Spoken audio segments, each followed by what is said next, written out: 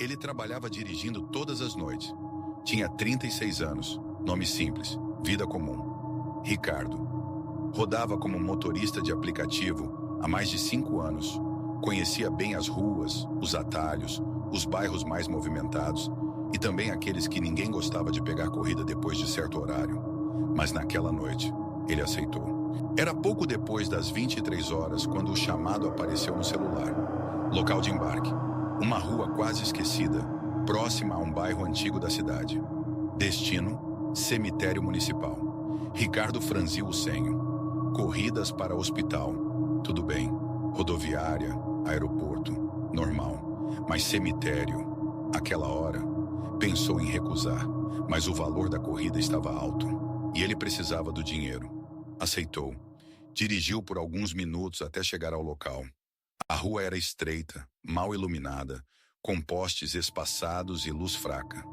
Não havia ninguém à vista, ou pelo menos, parecia que não. Então, de repente, ela apareceu. Não havia som de passos, não havia movimento vindo de longe. Ela simplesmente estava lá, ao lado do carro. Ricardo destravou as portas. A mulher entrou no banco de trás com uma delicadeza quase silenciosa. "Boa noite", disse Ricardo, olhando pelo retrovisor. Ela respondeu com um leve aceno. Era loira, muito bem arrumada. Vestia um vestido claro, elegante, como se estivesse indo a um evento importante. O cabelo perfeitamente alinhado, a maquiagem impecável, mas a pele pálida demais, fria demais. "Indo pro cemitério, né?" ele perguntou, tentando soar casual. "Sim", respondeu ela, com uma voz suave, mais distante. O carro começou a se mover. A sensação dentro do veículo era estranha. O ar parecia mais frio, pesado.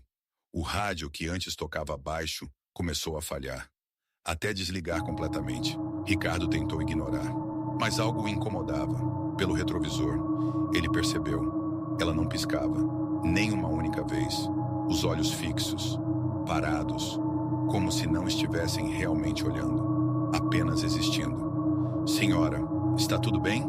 perguntou ele, a voz já menos firme. Ela demorou alguns segundos para responder. "Eu me perdi." Ricardo sentiu um arrepio subir pela espinha. "Perdida?" "Sim", ela disse, inclinando levemente a cabeça. "Eu não devia ter saído." O silêncio tomou conta do carro novamente.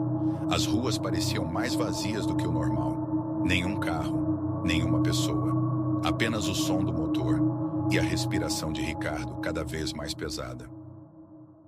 Alguns minutos depois, ele percebeu outro detalhe.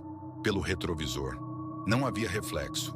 O banco estava ocupado, mas o espelho mostrava apenas o vazio. Ricardo gelou, tentou não olhar de novo, mas olhou e continuava vazio.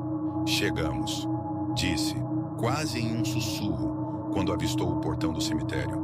O carro parou. Ela ergueu o olhar lentamente. Os olhos, profundos, escuros, sem brilho algum. "Obrigada por me trazer", disse ela com um leve sorriso. Mas havia algo errado naquele sorriso. Era bonito, mas vazio. Ela abriu a porta, saiu, sem fazer barulho. Ricardo observou, paralisado, enquanto ela caminhava em direção ao portão, que estava fechado, trancado. Ela não parou, não hesitou, apenas continuou andando. E atravessou o portão, como se ele não existisse. Ricardo sentiu o coração disparar de forma descontrolada. As mãos tremiam. Isso não é real, mas quando piscou, ela havia desaparecido, sumido completamente. Ele pegou o celular. A corrida ainda estava ativa, mas não havia foto, não havia nome, não havia histórico, nada. Apenas o destino. Cemitério e então, um perfume, suave, delicado, invadiu o carro, o mesmo perfume que ela usava. Ricardo virou lentamente a cabeça. O banco de trás estava vazio, mas a marca no estofado, afundada, como se alguém ainda estivesse sentado ali. O rádio ligou sozinho, um chiado, e então a voz dela, suave, próxima demais. "Você me trouxe, mas eu ainda não fui embora", Ricardo gritou. Ligou o carro com as mãos trêmulas e acelerou o máximo que pôde, sem olhar para trás, sem parar, sem pensar. Naquela noite, ele não voltou para casa. Ficou rodando até o amanhecer e nunca mais aceitou corridas depois das 22 horas.